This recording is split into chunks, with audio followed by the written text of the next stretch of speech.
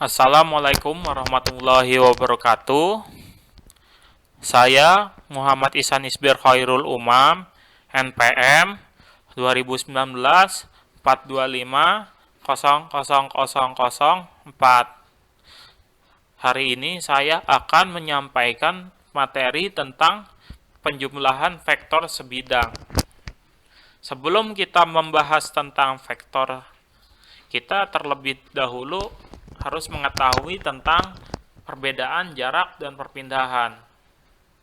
Jika misalnya ada garis ini nih, garis A ke B dan B ke C dan berlawanan arah, jaraknya itu berarti total dari penjumlahan ini besaran nilai dari panjang AB dan BC. Sedangkan perpindahannya itu dia melihat dari titik awal dan titik akhir. Jadi titik awalnya di 0, titik akhirnya di C. Karena di 0 ini adalah titik A, berarti titik A, C ini berarti panjangnya AC. Antara titik A dan titik C. Selanjutnya, metode penjumlahan vektor itu ada 4. Pertama, metode jajaran genjang. Yang kedua, metode segitiga. Yang ketiga, metode poligon.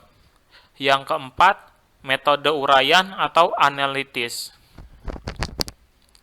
Ini adalah contoh-contoh dari vektor yang ada di grafik Cartesius.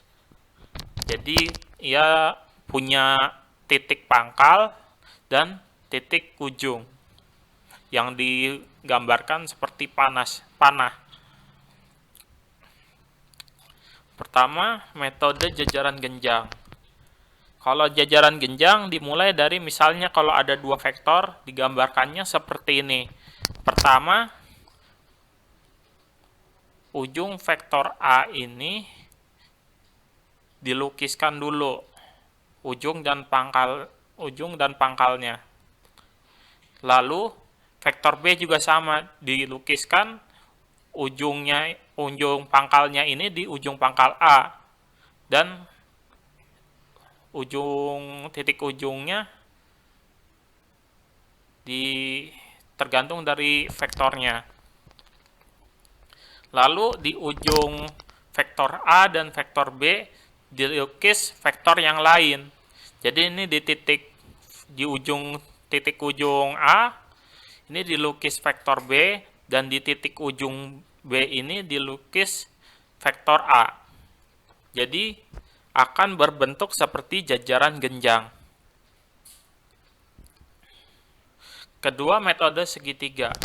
Untuk metode segitiga ini hampir sama, cuman dia hanya sekali saja. Jadi di titik ujung A ini digambar vektor B dan resultannya itu sama dengan perpindahan dari A titik di vektor A dan vektor B.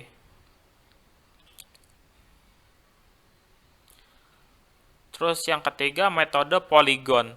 Untuk metode poligon ini digunakan untuk lebih dari 2 vektor.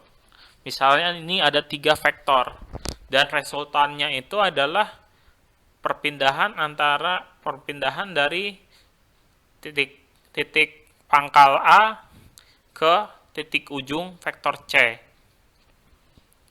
Terus yang terakhir, metode uraian atau analitis. Kalau metode uraian atau analitis ini, jadi semuanya digambarkan dari arah X dan arah Y. Seperti ini. Jadi vektor A ini yang mirip ini bisa kita gambarkan panjangnya ke sumbu X berapa dan panjangnya ke sumbu Y berapa. Habis itu nanti kalau sudah dipisah begini bisa kita gabungkan. Jadi yang arah X dengan arah X dan yang arah Y dengan arah Y. Lalu resultannya gimana? Resultannya itu diagonal antara arah X dan arah Y. Terus bagaimana menentukan panjangnya? Panjangnya kita menggunakan Pitagoras. Tapi karena di sini yang kita bahas adalah vektor, berarti perpindahan itu karena vektor itu ada nilai dan arah, berarti perpindahan yang digunakan.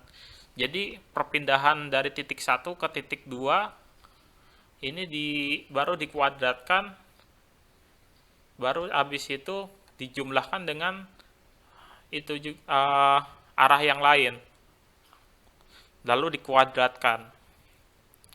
Dan untuk yang 3 dimensi juga sama seperti itu.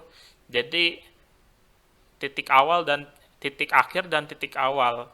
Titik akhir dikurangi titik awal dikuadratkan. Lalu begitu juga untuk arah Y dan arah Z. Contohnya seperti ini. Lalu karena ini vektor ini membentuk sudut juga, berarti segitiga juga atau jejar genjang berlaku aturan sinus dan aturan kosinus.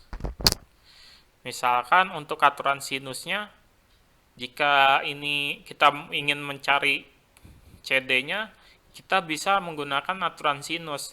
Jadi sisi miringnya dikali sin sudut B.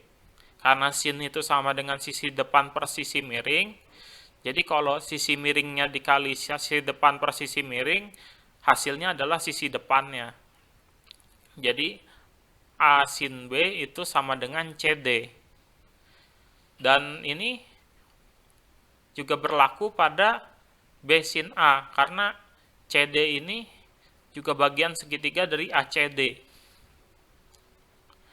Sama seperti itu, jadi sisi miringnya dikali sin dari sudut A. Jadi B sin A sama dengan A sin B.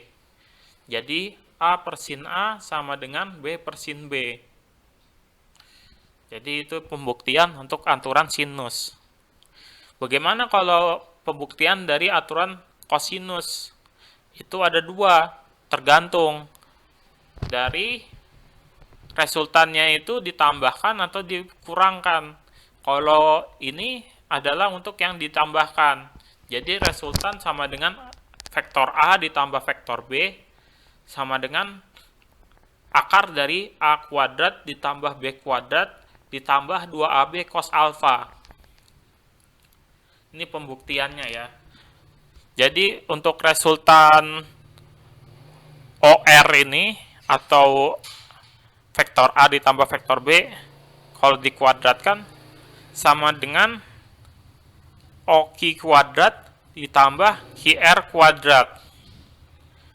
Ini sama seperti Pitagoras ya, cuman bedanya ini ada proyeksi B cos alfa dan B sin alfa, di mana B cos alfa itu sama dengan B arah X atau PQ, dan B sin alfa itu arah Y. Jadi QR ini. Jadi di sini sudah ada OR kuadrat sama dengan A kuadrat ditambah 2AB cos alfa tambah B kuadrat cos kuadrat alfa ditambah B kuadrat sin kuadrat alfa sama dengan akar dari A kuadrat ditambah B kuadrat ditambah 2AB cos alfa. Itu adalah resultannya. Bagaimana kalau vektornya pengurangan? Jadi A dikurang B. Nah, B-nya ini diubah jadi min B. Jadi arahnya berkebalikan dari A, berkebalikan dari B. Jadi OQ ini sama dengan OP dikurang PQ. Karena ini mulainya ini di S ini, RS ini. Jadi ini dikurangin. Dan hasilnya ini resultannya sama dengan akar dari A kuadrat ditambah B kuadrat min 2AB cos alfa. Sekian penjelasan dari saya. Kurang lebihnya mohon maaf.